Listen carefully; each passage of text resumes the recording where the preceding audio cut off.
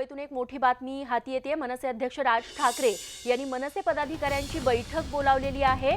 आगामी लोकसभा निवडणुकीच्या दृष्टीने रणनीती आखण्यासाठी कृष्णकुंजवरती ही बैठक होणार आहे।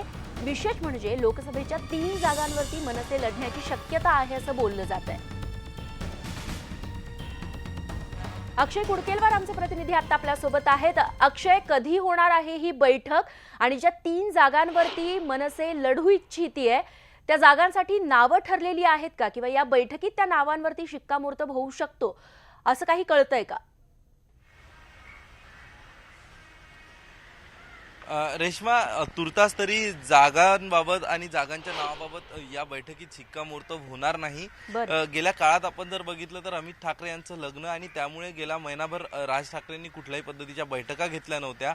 एक 8 दिवसांपूर्वी राज ठाकरे यांनी पदाधिकाऱ्यांची एक बैठक घेतली होती आणि त्यानंतर आज त्या बैठकीमध्ये पदाधिकाऱ्यांना विचारणा करण्यात आली होती की जर आघाडीकडनं आपल्याला कुठला प्रस्ताव आला तर आपण आघाडीमध्ये सहभागी व्हायचं का।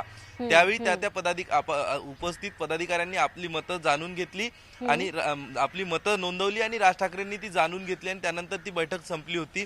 आता राज ठाकरे सगळ्या कौटुंबिक कार्यक्रमातून निवांत झाल्यानंतर पक्षाच्या पुढच्या रणनीतीसाठी बैठकांचा सिलसिला राज ठाकरे यांनी सुरू केलाय।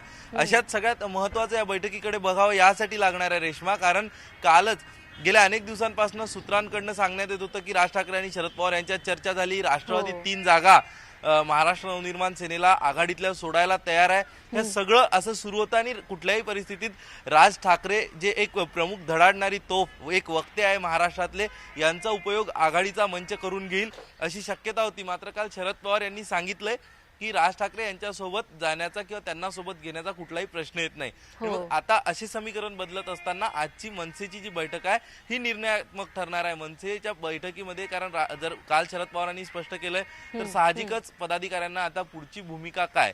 गेल्या वेळी जर आपण बघितलं तर राज ठाकरे यांनी लोकसभा निवडणुका लढवल्या नव्हत्या, लढवणार नाही असं सांगण्यात आलं होतं। मात्र आता जर बघितलं तर मनसेच्या नेत्यांनी कार्यकर्ते आपले सक्रिय ठेवण्यासाठी, कार्यक्षम ठेवण्यासाठी लोकसभा निवडणुका लढवाव्या, जरी त्यामध्ये घवघवीत यश संपादन झालं नाही तरी मात्र या निवडणुकांमुळे जो माहोल एक तयार होईल लोकसभा दरम्यान, या माहोलचा, या वातावरणाचा फायदा आपल्याला विधानसभेदरम्यान करता येऊ शकतो। यासाठी लोकसभा निवडणूक लढवणं गरजेचं आहे असा आग्रह मनसेच्या काही नेत्यांचा राज ठाकरे यांच्याकडे आहे आणि त्याच अनुषंगाने आता ही बैठक होते। या बैठकीत नेमके कोणकोणते मुद्दे चर्चेले जाते ते बघणं महत्त्वाचं ठरणार आहे। अक्षय, बैठकीवरती लक्ष ठेवून राहा। तुर्तास धन्यवाद तू दिलेल्या माहितीबद्दल।